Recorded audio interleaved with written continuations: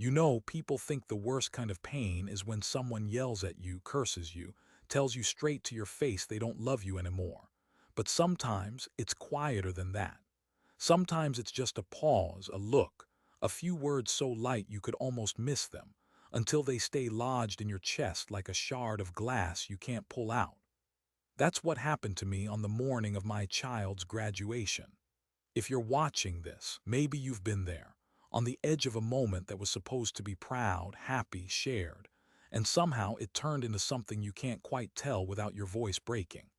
And if you've ever been pushed away by the people you love most, maybe stick around. Hit that like button, subscribe if you want to hear the whole story, because this isn't just about me. It's about every parent who's ever stood in the shadows, loving in silence. I woke up before the sun that day. I'm not usually a morning person anymore. Not since I retired from my job at the hardware store. But that morning I was up at 5. My knees ached when I swung my legs off the bed, the cold floor reminding me that summer hadn't fully arrived yet. I brewed my coffee in the old Mr. Coffee machine, the one my late wife bought decades ago. The smell filled the kitchen, and I let it sit on the counter while I went to get dressed. I had laid the clothes out the night before. A navy blue suit I'd bought secondhand from a thrift store 2 towns over, a white shirt that had seen better days, and a tie my wife once said made me look almost dashing. The suit had a slight shine to it in certain light. Cheap fabric will do that, but I pressed it carefully, running the iron over every wrinkle. I'd even polished my shoes, though the scuffs were too deep to hide. In the mirror, I practiced my smile. Silly, right? But I wanted to look presentable, like a father my kid could be proud of when they spotted me in the crowd. My hair had thinned, silver now instead of black, but I combed it neatly. I thought about the years it had taken to get here. The long nights, the early mornings, the paychecks stretched thin so tuition could be paid, books bought, rent covered. I thought about every time I'd sat alone at the kitchen table, bills spread out, calculator in hand, wondering if I'd be able to cover it all, and somehow I always did. That morning, I wasn't thinking about the hard parts, though. I was thinking about the look on my child's face when they saw me in the stands cheering. The drive to the university took just over an hour. I played old country songs on the radio, the ones we used to sing along to when they were small and still thought my voice was good enough for car concerts. I passed the time imagining the moment. They'd walk across the stage, shake hands with the dean, look up, and there I'd be, clapping, smiling, eyes shining with pride. I pulled into the campus parking lot earlier than I needed to, just to be sure. I spotted my child standing near the entrance, gown draped over their arm, talking to a couple of friends. My chest swelled seeing them, taller now, confident, ready to take on the world. I stepped out of the car and called their name. They turned. For a split second, their face lit up like when they were a kid and I'd surprised them at school pickup. But then something shifted. Their smile faltered. They glanced at my suit, my shoes, my hair. "Dad," they started, walking toward me, lowering their voice as they got closer. Maybe you shouldn't, come inside." I laughed, thinking it was a joke. "What are you talking about? Of course I'm coming in." They looked over their shoulder as if checking to make sure no one was listening. "It's just your suit, it's kinda, I don't know, not the right vibe.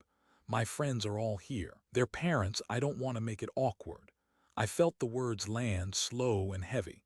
"You don't want me there." "It's not that," they said quickly. "It's just today's about me, you know.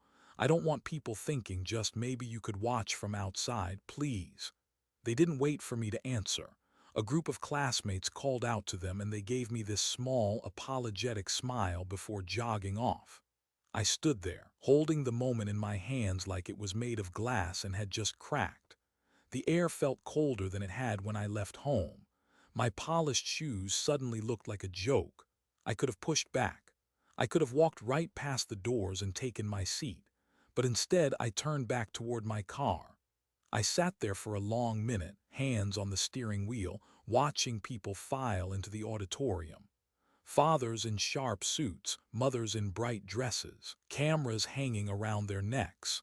I thought about starting the engine and driving home, pretending I'd never made the trip, pretending it didn't hurt. But I stayed, because no matter what my child said, I still wanted to see them walk across that stage.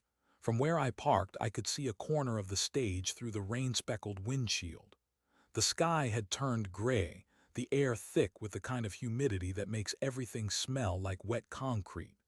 I turned the wipers on just once, so the drops wouldn't smear too much. Inside, I could hear the muffled voice of the announcer, the occasional burst of applause. My chest tightened every time the clapping started, wondering if it was for my kid. And somewhere in the back of my mind, a little voice whispered that maybe, just maybe, one day they'd understand what it cost me to sit here instead of inside. I leaned back in the seat and stared at the raindrops racing each other down the glass. Funny thing about rain, it makes you remember, or maybe it just gives you an excuse to sit still long enough for the memories to catch up. The last time I'd been on this campus, it was move-in day. My old pickup had been so full of boxes that the rear bumper scraped every time I hit a pothole. We unloaded everything together: mini fridge, microwave, too many bags of clothes. I'd carried the heavy stuff while my kid arranged posters on the wall. Back then, they didn't mind being seen with me. They'd even hugged me in front of their new roommate before I drove away. That was 4 years ago. Now here I was, a parking lot away, not because I'd been late, not because there wasn't space inside, but because I wasn't presentable enough. I watched families walking past my car. Some stopped to take photos with their graduates, holding bouquets and gift bags. A father in a tailored suit wrapped his arm around his daughter, and she laughed so hard she had to wipe her eyes. I wondered if she knew how lucky she was. I shifted in my seat, the fabric of my thrift store suit pulling at the shoulders. It wasn't uncomfortable until this morning. Now it felt like it was wearing me, like a costume that fooled no one. The announcer's voice crackled faintly through the air, distorted by distance and weather. I caught snippets: cum laude, outstanding achievement, honors program. Each name was followed by a wave of clapping that rolled through the crowd like surf hitting the shore. When my child's name finally came, it was almost drowned out by the rain drumming harder against the roof.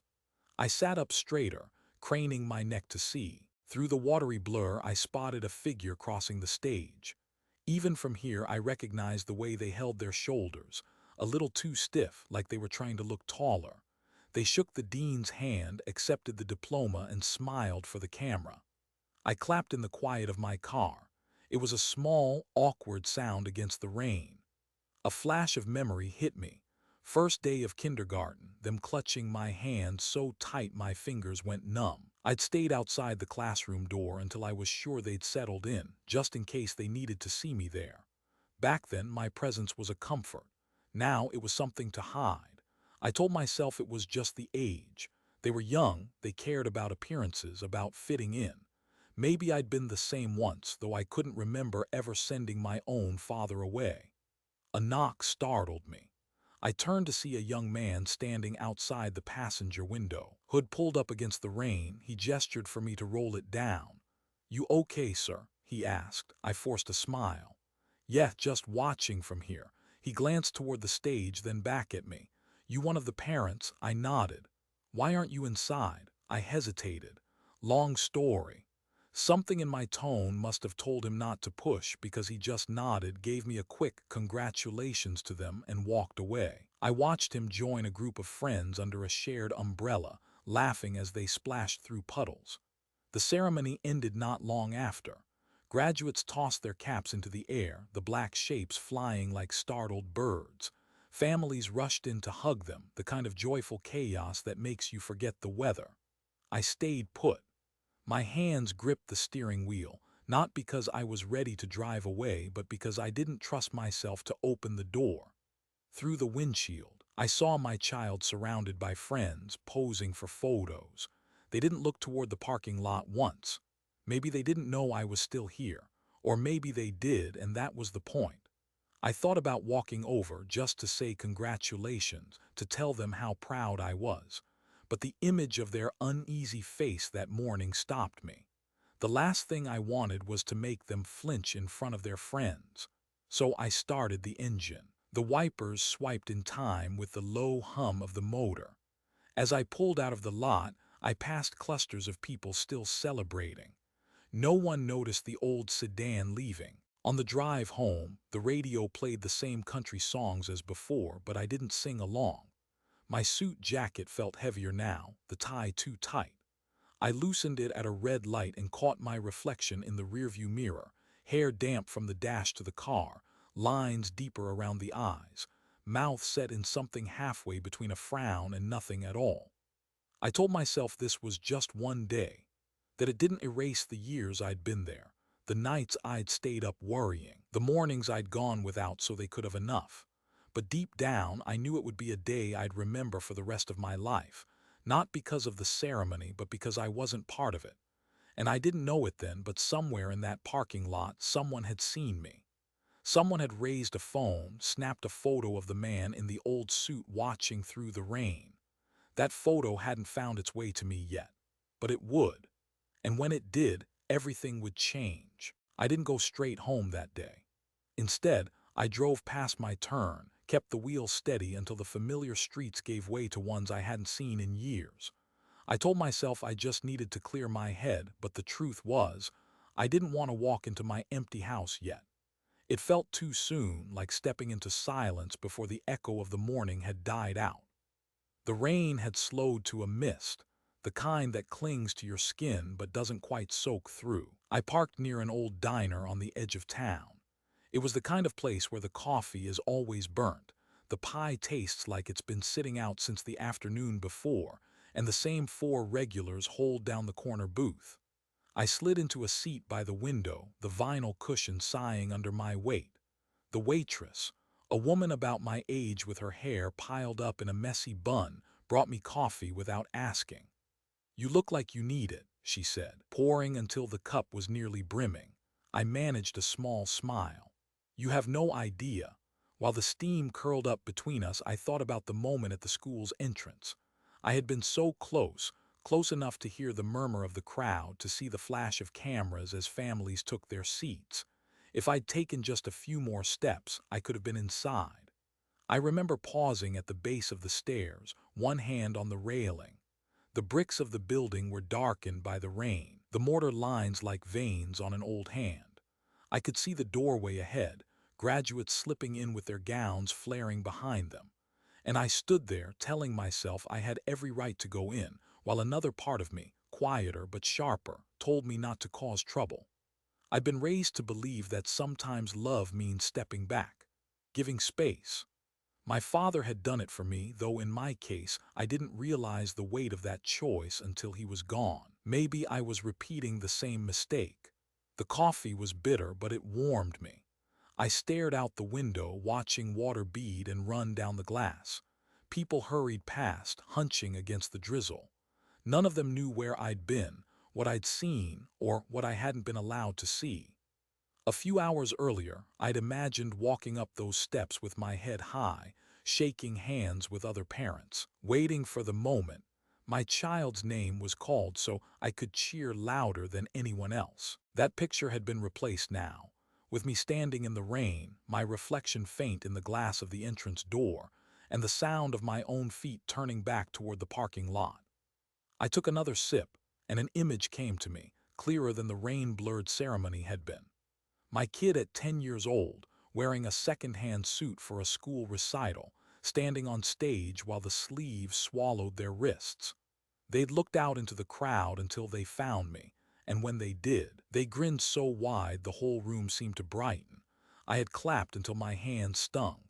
No one cared that the suit didn't fit or that my tie had a coffee stain. They'd been proud just to see me there. Somewhere between then and now, something had shifted.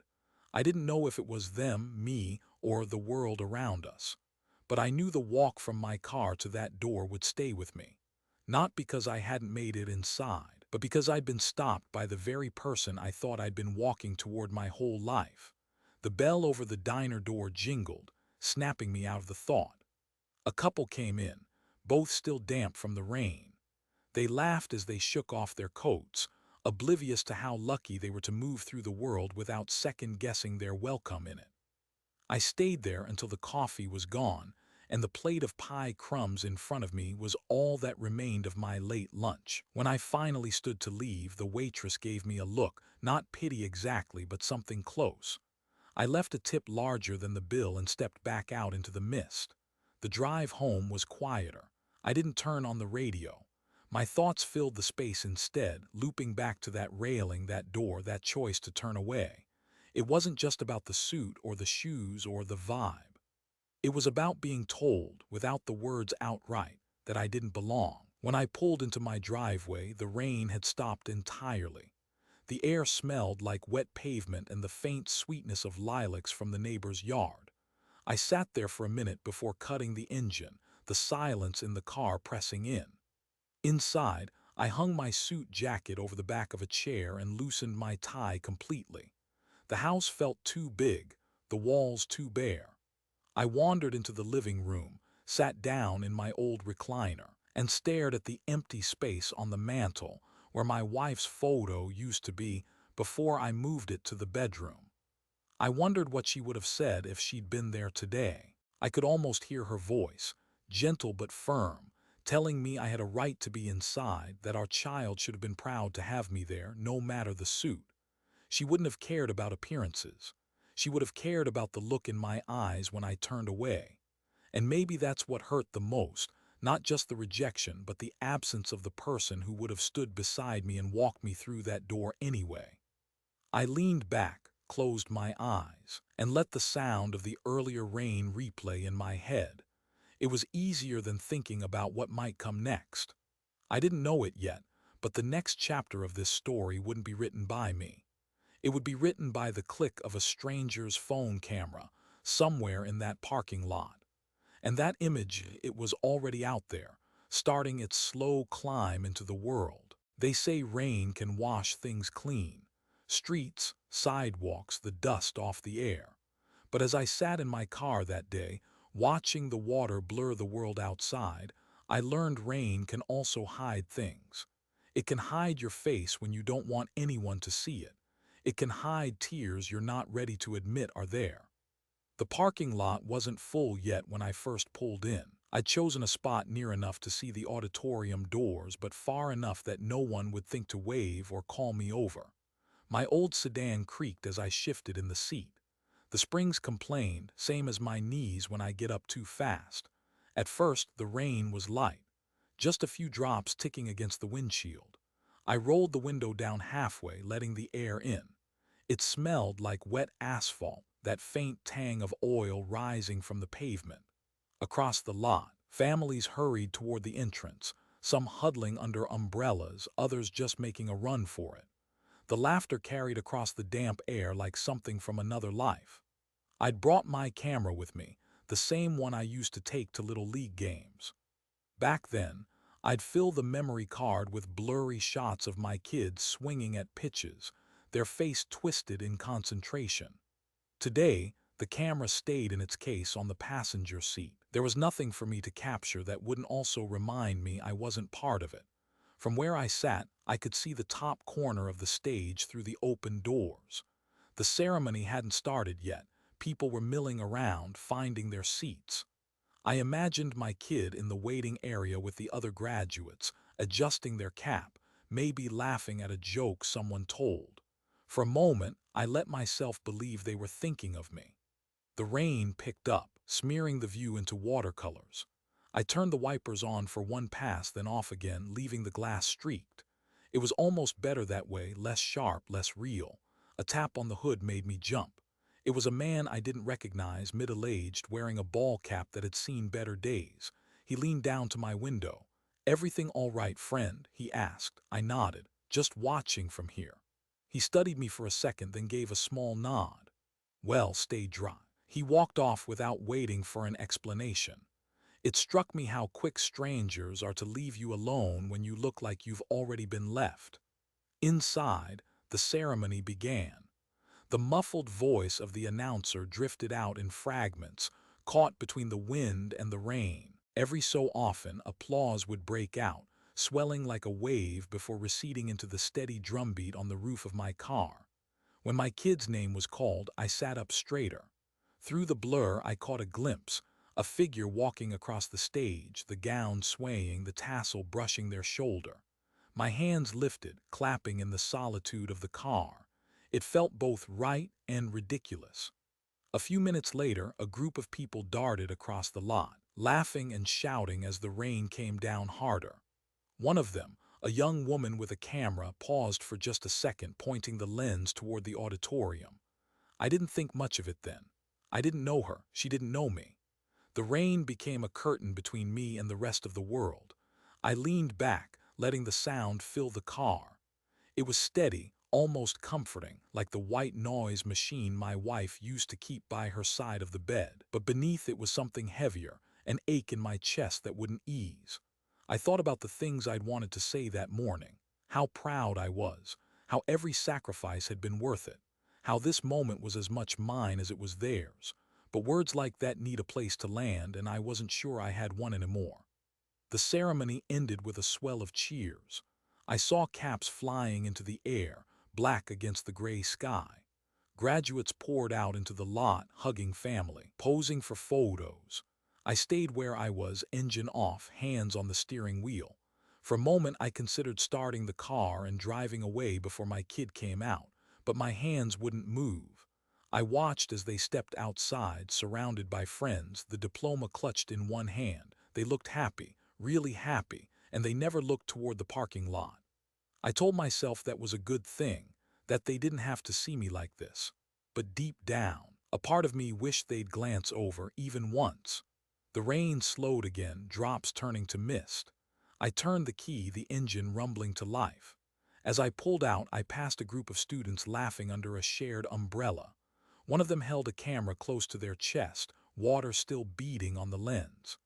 I didn't know it yet, but that camera had caught me, sitting alone in my car, suit wrinkled, eyes fixed on the stage from a world away. And that image was about to travel farther than I'd ever gone. Rain has a way of turning glass into a canvas.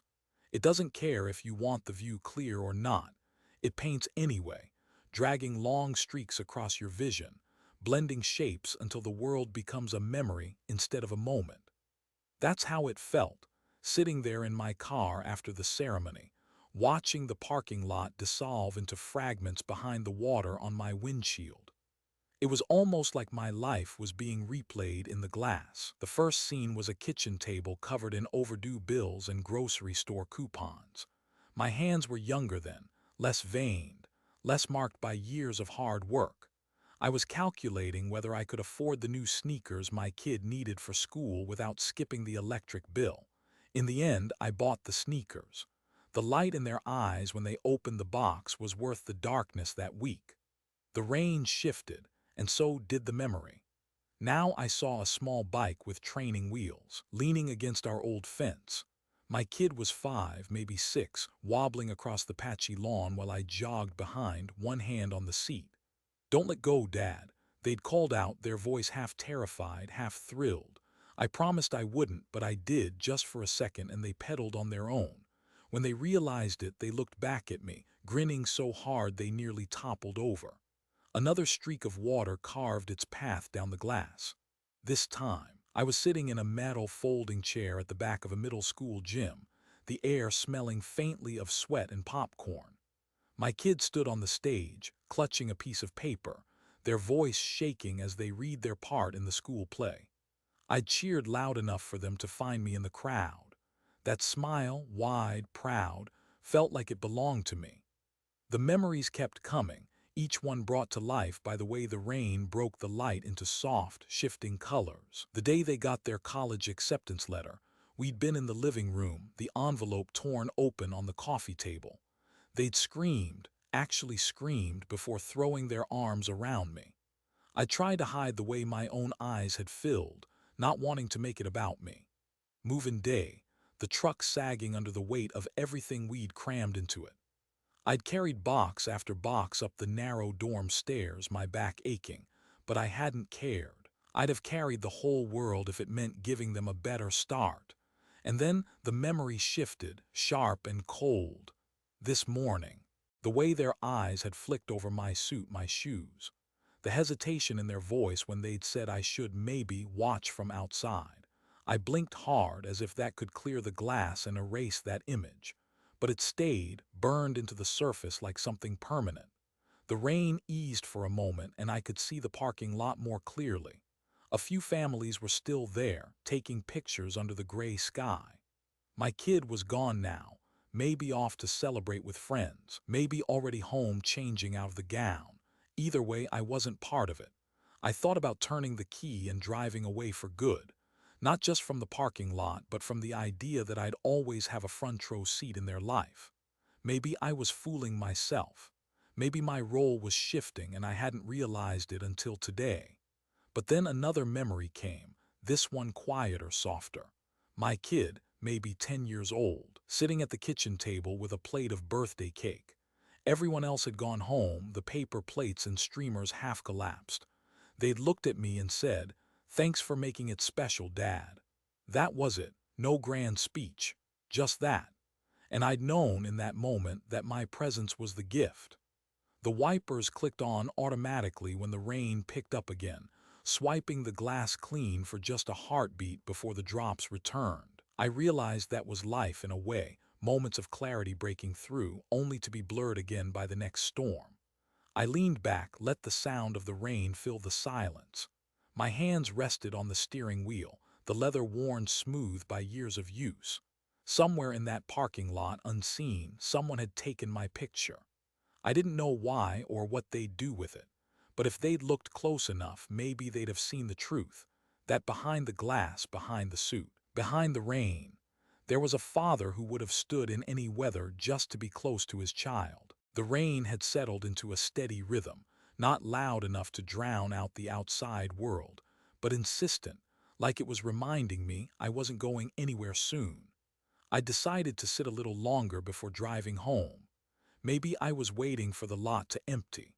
Maybe I was just avoiding the moment when I'd have to walk into my quiet house and admit to myself that this day hadn't gone the way I'd hoped. That's when I noticed them. A couple, probably in their 40s, pulling into the spot 2 spaces over. Their car was a late-model SUV, paint still shiny despite the weather. The woman in the passenger seat glanced my way briefly, then turned to speak to the man driving. They both looked comfortable, like they belonged here. I pretended to check my phone, though I wasn't really reading anything. Out of the corner of my eye, I saw the woman get out, pop open a large umbrella, and make her way around to the driver's side. They stood there for a second, looking toward the auditorium, then started walking in my direction, not toward me but past me to get to the path leading inside. As they drew closer, the man caught my eye and gave a polite nod. "You headed in?" he asked. I hesitated. "No, just watching from here." He slowed a little. "Oh, you waiting for someone?" "My kid," I said simply. "They're graduating today." The woman smiled, but there was something in her expression, curiosity, maybe even confusion. "Why not go inside? It's a big day." I could have told them the truth, that my kid had asked me not to, that I'd been turned away not by a stranger but by someone I'd raised and loved for over 2 decades. But instead I just said, "I've got a good view from here." The man nodded like he understood, though I wasn't sure he did. "Well, congratulations," he said, and they walked on, the umbrella bobbing as the rain tapped against it. I watched them until they disappeared into the crowd near the doors. I wondered what story they'd tell when they sat down. Would they mention the man in the old sedan, sitting alone in the lot? Or would they forget me before the ceremony even started? A few minutes later, another figure appeared. This one was younger, maybe early 20s, wearing a sweatshirt with the school logo and jeans darkened by the rain. He carried a camera slung across his chest, the strap worn from use. He stopped halfway across the lot, raised the camera and pointed it directly at me. I froze, my hand still on the steering wheel. He lowered it after a single click, then jogged toward the building without a word. I didn't know why that small act made my chest tighten. Maybe because, for a split second, someone had really seen me, not just as another parent in a car, but as a moment worth capturing. I wondered if he'd even keep the photo, or if it would end up buried among hundreds of others from the day. The rain began to ease again, the drops thinning into a fine mist. A family came out of the auditorium, laughing as they huddled together under a too-small umbrella. The father, tall, broad-shouldered, wrapped one arm around his daughter, pulling her close to keep her dry. She didn't pull away. She leaned in. I looked away, my throat tight. That small scene, so ordinary, hit harder than I expected. It was the kind of closeness I'd always assumed would last between me and my kid. But here I was, watching it from a distance, like it belonged to someone else now. Another couple passed by, the woman glancing at me with a polite smile. I nodded back. In the span of half an hour, I'd exchanged more silent acknowledgments with strangers than words with my own child. The thought stung, but it also made me realize something. Strangers don't carry the weight of your history.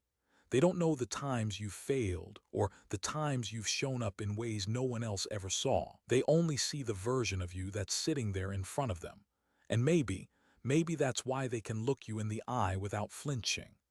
A gust of wind rattled the branches of a nearby tree, sending a spray of droplets across my windshield. I started the wipers again, watching as the view cleared for a second before blurring over once more. Somewhere in the lot, I caught sight of the young man with the camera again, now standing near the entrance. He had the lens pointed at the graduates streaming out of the doors, but every so often his eyes flicked back toward the cars, toward me. I didn't wave. I didn't smile. I just sat there, letting the rain and the strangers move around me like I was part of the scenery. If I'd known then that the photo he took would soon circle the globe, I might have gotten out of the car, stood up straighter, maybe even adjusted my tie.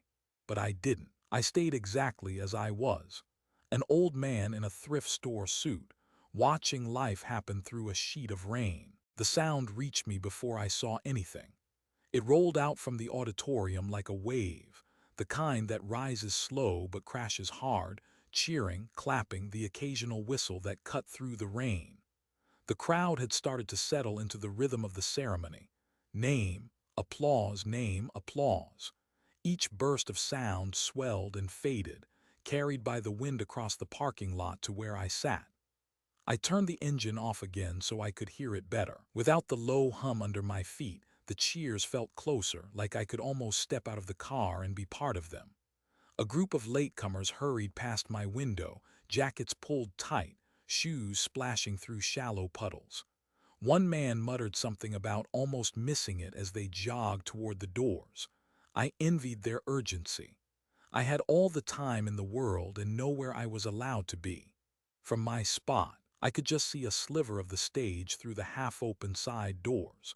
Gowns moved in a steady line, each graduate climbing the stairs, pausing for a handshake and a photo, then disappearing offstage. The clapping never stopped for long. Every name got its moment, no matter how big or small their story. When the announcer's voice called my kid's name, my chest tightened. It was loud enough to reach me over the distance, even muffled by the rain. I sat forward, eyes fixed on the blur of motion on stage. There they were, shoulders squared, head held high, walking across that platform like they'd been doing it their whole life. I clapped, alone in the car. 3 sharp slaps of my palms together before I realized how absurd it must look from the outside. But I didn't care. In that moment, pride overruled everything else. The applause from inside swelled, and I imagined their friends cheering, maybe even a teacher or two who remembered the kid that used to hand in essays late but always with something worth reading. They shook hands with the dean, accepted the diploma, and flashed a smile for the photographer. From here, I couldn't tell if it was a real smile or the practiced one you give for cameras. The rain had started up again, steady and cold, but I barely noticed. My eyes stayed locked on the spot where they disappeared offstage. I wanted to believe that somewhere back there, as they took off their cap or straightened the diploma in its case, they thought of me. A fresh round of cheering erupted for the next name. Then another. The ceremony rolled on, indifferent to who was in the crowd and who wasn't. That's the thing about milestones. They happen whether or not everyone's there to see them. I leaned back and listened, letting the noise wash over me. It was the closest I'd get to being inside without crossing the line my kid had drawn that morning. Another burst of movement caught my attention. A cluster of graduates slipping out a side door, laughing and shoving each other playfully. One of them was the young man with the camera from earlier. He paused, scanning the lot, and his eyes landed on me again. For a moment, I thought he might walk over. Instead, he lifted the camera, snapped another photo, and gave a small nod before disappearing around the corner. The cheers began to fade after that, replaced by a muffled hum of voices as the ceremony wound down. People were starting to leave their seats, their conversations spilling into the drizzle. I knew that soon the parking lot would be full of families reuniting, hugging, taking pictures under umbrellas. I'd be sitting here, engine running, waiting for a gap big enough to slip out unnoticed.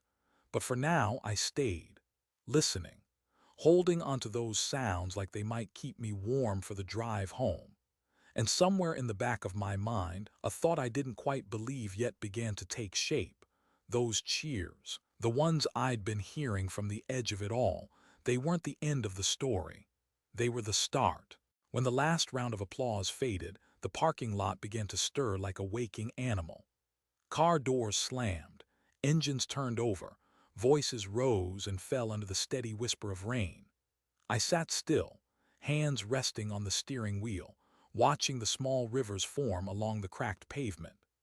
Through the windshield, I saw graduates spilling out of the building in twos and threes, their black gowns flapping behind them like wings dampened by the weather. Parents and friends clustered around them, arms wrapping, cameras flashing, umbrellas tilting as people tried to fit everyone into the frame. The air was thick with laughter, with relief, with the kind of joy you can't fake. And me? I stayed in my seat. Part of me wanted to get out, to walk over, to at least say congratulations to my own kid.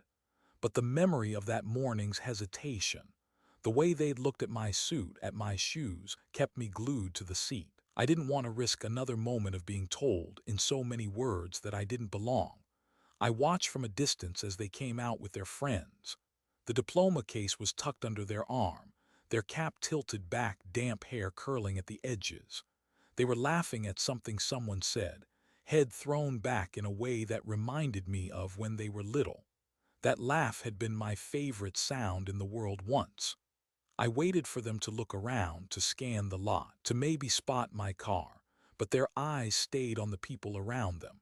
I told myself it was better this way, that I'd let them have their moment without the weight of me in it. A cluster of umbrellas drifted past my car, blocking my view. When they moved on, my kid was gone, swallowed by the tide of bodies and rain. I turned the key, the engine humming to life. The heater coughed before blowing a thin stream of warm air. My hands tightened on the wheel. I glanced once more toward the entrance, but no one was looking my way. As I eased out of the parking spot, I saw the young man with the camera again. He was standing under the awning, scrolling through the screen on the back of his device. Then he looked up, saw me passing, and lifted a hand in a small wave. I nodded back. For a second, I wondered if he'd taken that earlier photo of me and deleted it. Maybe it was just another meaningless shot to him, one of hundreds he'd captured that day. But I didn't dwell on it. The rain on the road demanded my attention. I pulled out of the lot slowly, passing lines of cars waiting for their turn to leave. No one honked. No one waved me through. I was just another vehicle merging into the flow, slipping away unnoticed. The windshield wipers kept time with my thoughts, steady, repetitive, almost hypnotic. I replayed the day in my head. The drive up, the walk to the door, the turn back to the car, the hours spent watching through the glass. Each memory felt like a stone I was putting in my pocket, heavier with every mile. By the time I reached the highway, the rain had softened to a drizzle. I didn't turn on the radio. The silence felt more fitting, like a companion who understood without asking questions. When I finally pulled into my driveway, the house looked smaller somehow. I sat in the car for a while, letting the engine idle, staring at the front door I'd walked through thousands of times. There was no one waiting inside. No party, no balloons, no cap and gown draped over a chair. Just the faint smell of coffee from the morning and the echo of an empty living room. I shut off the engine, stepped out into the damp air, and locked the car behind me. My shoes left wet prints on the porch. As I opened the door, I caught my reflection in the glass. Tired eyes, suit jacket wrinkled, hair matted from the humidity. A man who'd been close enough to hear the cheers, but not close enough to be part of them. I didn't know it yet, but that wasn't the last time this day would follow me. Somewhere out there, in the memory card of a stranger's camera, I was still sitting in that parking lot, frozen in the moment before I drove away. And that version of me, he was about to be seen by more people than I could ever imagine. It was 2 days before I even knew the photo existed. The morning after graduation, I tried to carry on like it had been any other Sunday. I made coffee, sat at the kitchen table with the paper, pretended I was reading the sports section when I was really just staring at the ink until it blurred. I told myself I'd call my kid later in the week, give them space, let them enjoy their celebrations without the shadow of our awkward moment at the door. The second day, the phone rang. I didn't recognize the number, but I answered anyway. It was Frank, an old coworker from the hardware store. "Is that you on Facebook?" he asked. I frowned. "I don't even have Facebook." "Well, someone's got your face on there, sitting in a car in the rain, says it was taken during the graduation at State." I felt a strange jolt in my chest. "What?" "I'll text you the link," he said. When I opened it, the photo filled the screen. There I was, exactly as I'd been that day. Sitting behind the wheel of my old sedan, suit jacket slightly wrinkled, tie pulled just enough to ease the tightness around my neck. The window glass was streaked with rain, and through it you could see my eyes fixed on something far away. The caption read, "Spotted this dad watching the graduation from his car in the pouring rain. Wonder what his story is." No name, no location tag, just that. Below it, comments were already in the hundreds. People were guessing why I'd been out there. Some thought I was late and missed the ceremony. Others assumed I couldn't get a ticket. A few made jokes about my old car, about looking like a scene from a sad movie, but most were kind. Maybe his kid's embarrassed of him. If so, that's on them, not him. Looks like someone who sacrificed a lot to be here. This photo broke me. Someone find him and tell him he's loved. I didn't know how to feel. The image didn't lie, it was me. But it wasn't the whole truth. They didn't know the conversation at the door, the choice I made to turn back. They didn't hear the words that still echoed in my head. By that evening, the post had been shared thousands of times. People were adding their own captions now, turning me into a symbol for every parent who'd been left on the sidelines. Some added quotes about fatherhood, about love, about being present even when you're pushed away. Others started sharing their own stories, photos of parents in hospital rooms, in parking lots, in the backs of school auditoriums. I wasn't sure I wanted to be part of this. The comments that assumed I was some saint made me uncomfortable. I wasn't perfect. I'd made my share of mistakes as a father, but the photo didn't leave room for complexity. It turned me into something simple, something people could rally around. That night, I couldn't sleep. I kept seeing that image in my head, the way the rain on the glass caught the light, the way my face looked older than I thought it was. I wondered who had taken it. My mind went to the young man with the camera, the one who'd nodded at me twice that day. Part of me wanted to find him, to ask him to take it down. Another part wanted to know what would happen if I didn't. The next morning, I found out I didn't have much choice. The photo had made its way to Twitter, then Instagram. People were tagging it with phrases like #parkinglotdad and #fatherslove. I even saw a version of it turned into a black and white print overlaid with a quote about love being shown, not spoken. Somewhere in all of that noise, my phone buzzed again. This time it was my kid. Just a short text, "Can we talk?" I stared at the screen for a long time before typing back. When the dots appeared, then disappeared, then came back. Finally, they wrote, "Tonight." I sent back one word, "Okay." I didn't know what this conversation would be. I didn't know if the photo had embarrassed them or if it had cracked something open. But I knew this, whatever came next, the world had already seen a part of me my kid had tried not to, and there was no taking that back. By the time the sun came up the next day, I wasn't just a photo anymore. I was a headline. It started small, local community pages on Facebook, a few retweets from people who said they couldn't stop thinking about this dad in the rain. Then it grew.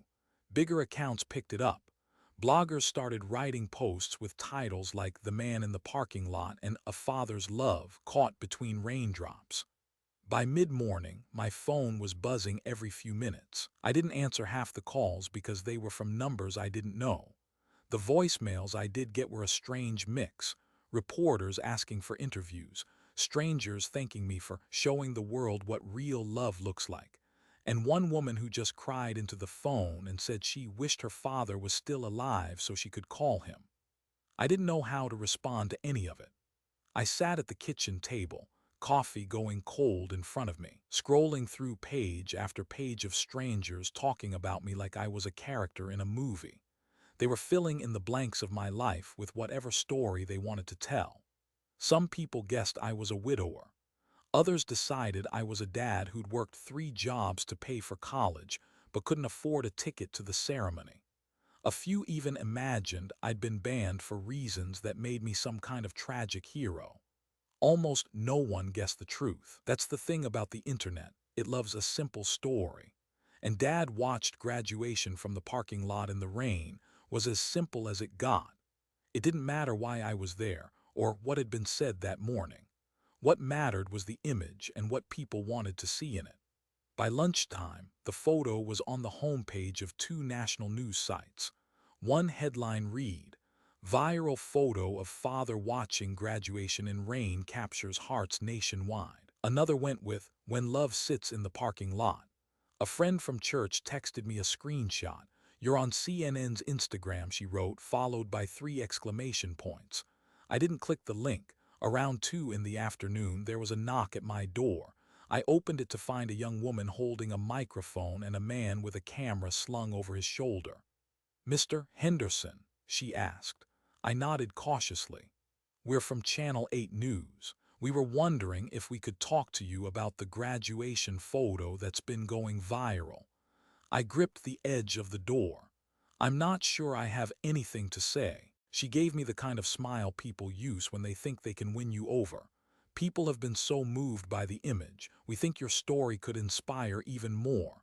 I shook my head. "It's not a story I asked to tell." She hesitated, then nodded.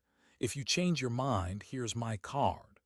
After they left, I sat back down at the table and stared at the little rectangle of cardstock until it blurred. The truth was, I wasn't angry at the people who'd taken the photo or shared it. I wasn't even sure I was angry at my kid anymore. What I felt was exposed. Like the part of me I'd always kept private, the part that loved quietly, stubbornly, had been dragged out into the open for strangers to dissect. That night, I couldn't escape it. Even without the TV on, even without checking my phone, it was everywhere. A neighbor dropped by to say she'd seen me all over Facebook and thought I looked so noble. The cashier at the grocery store told me she'd cried when she saw the post. And then just before bed, my kid called, "Dad." Their voice was quieter than usual. "Yeah, I saw the photo. I waited. They've been sending it to me all day. Friends, classmates, even my professor mentioned it. Everyone's saying you're like the dad of the year or something." I didn't know what to say to that. "I didn't tell anyone to take it," I said finally. "I know, but now," their voice trailed off. "Now everyone's asking me why you weren't inside. What am I supposed to tell them?" There it was, the question they cared about, not how I felt, not whether it hurt, just what they were supposed to say so the story stayed neat. "You could tell them the truth," I said. There was a long silence. I could hear them breathing on the other end. "Dad, I'm sorry, okay? I didn't think it would blow up like this." "I didn't think you'd ask me to stay outside," I said, my voice low. Another pause. "Can we talk in person?" "Yeah," I said, though part of me wanted to say no. We agreed to meet the next evening. The following day, the photo hit its peak.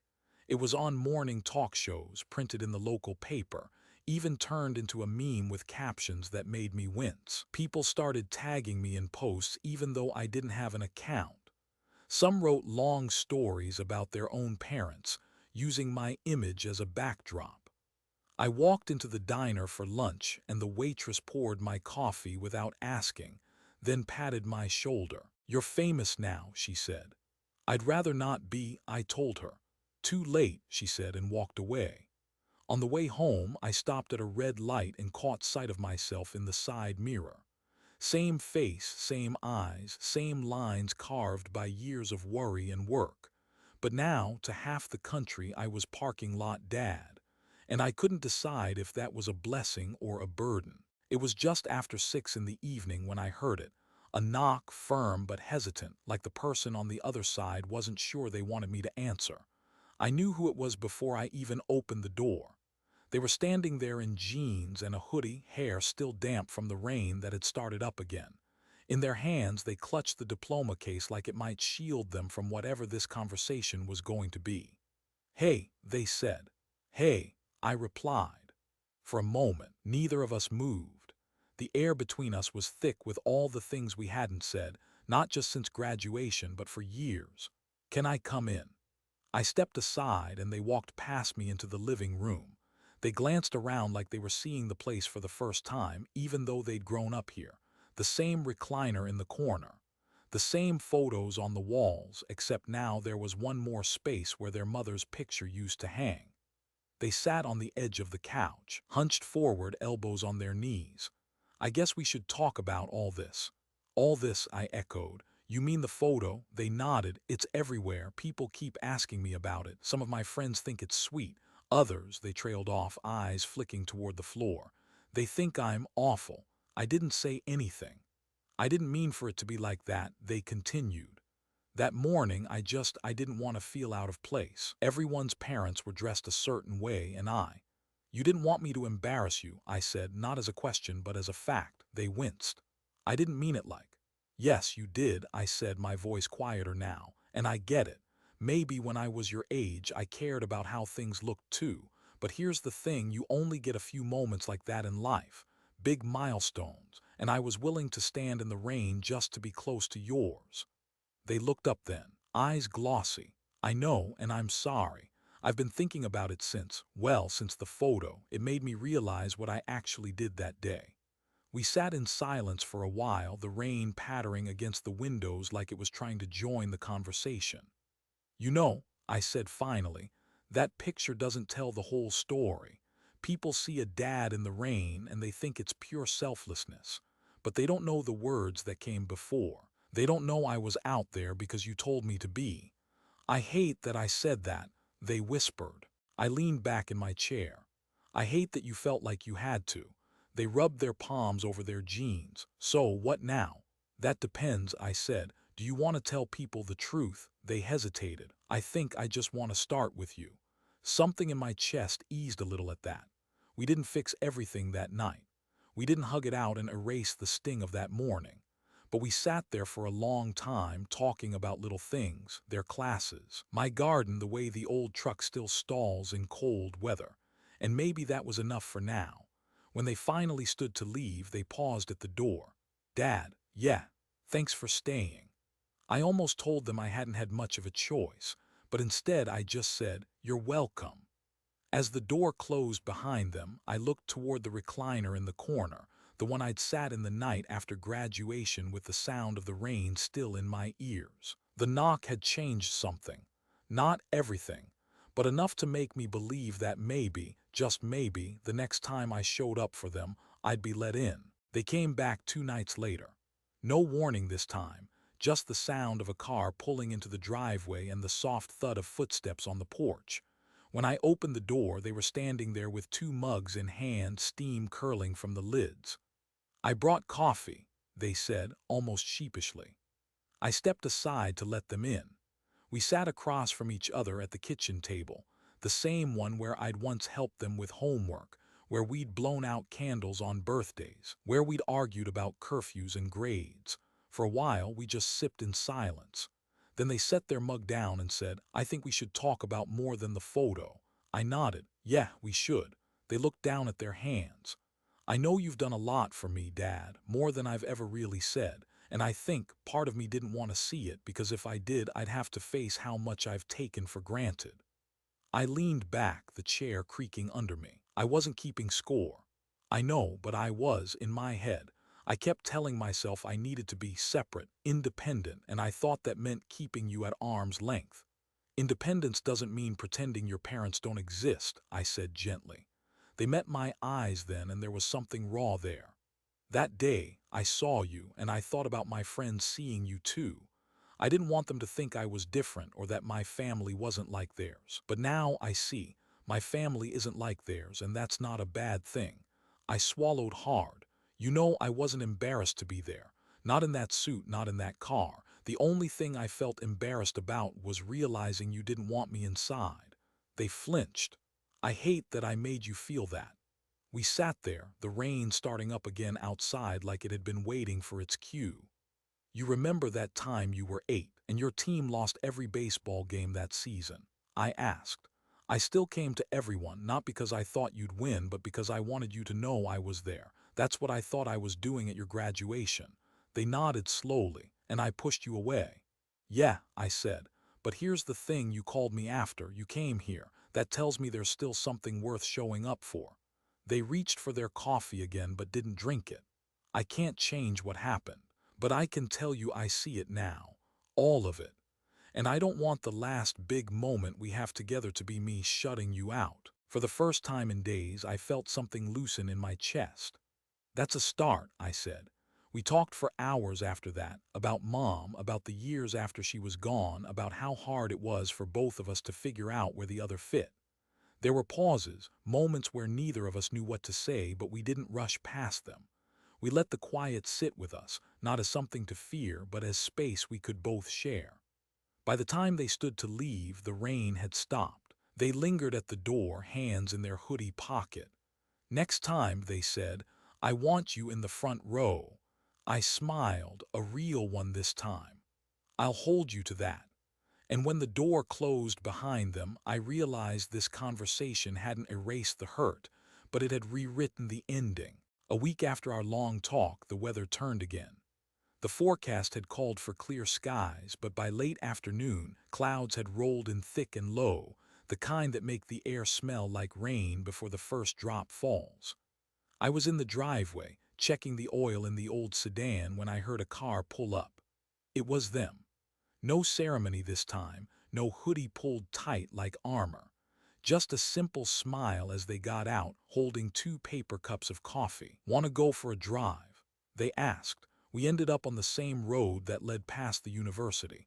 The sky had opened up by then, rain spattering across the windshield.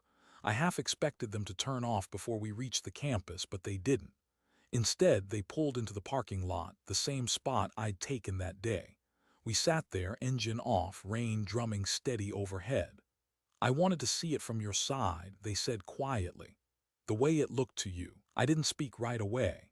The view hadn't changed much. The auditorium doors still visible through the sheet of rain, the sidewalk glistening under the streetlights. But sitting here with them beside me, it felt different. They leaned back, watching the rain trace slow lines down the glass. I used to think love was supposed to be loud. Big gestures, big speeches. But you've always been the kind of person who just shows up and stays, even if no one notices. That's what parents do, I said. Or at least that's what I thought we were supposed to do. They nodded. I see that now. I'm sorry it took me so long. We stayed there for a long while, not talking, just listening to the rain. There was nothing to prove anymore, no need to be anywhere else. Finally, they reached over and tapped the dashboard. You know, if someone took our picture right now, it'd still be a dad in a car in the rain. But this time, I'd be in the frame too. I smiled at that. When the rain slowed, we drove back to my place. Before they got out, they said, I'll be here Sunday. We'll cook together like old times. And then they were gone, taillights disappearing into the damp gray evening. That night I sat in my recliner and thought about everything that had happened, the morning at the door, the hours in the car, the photo, the tidal wave of strangers' kindness, and the conversation we should have had years ago. If you're hearing this, maybe you've been on one side of that story. Maybe you've been the one watching from the parking lot, or the one who didn't realize someone was out there for you. Either way, I hope you find your way to the same thing we did, acceptance. Because in the end, love doesn't need the front row. It just needs a place to sit, even if it's in the rain. Thank you for listening to my story. Take care of yourselves and take care of each other. And may your next big moment be shared with the people who'd wait outside for you, no matter the weather.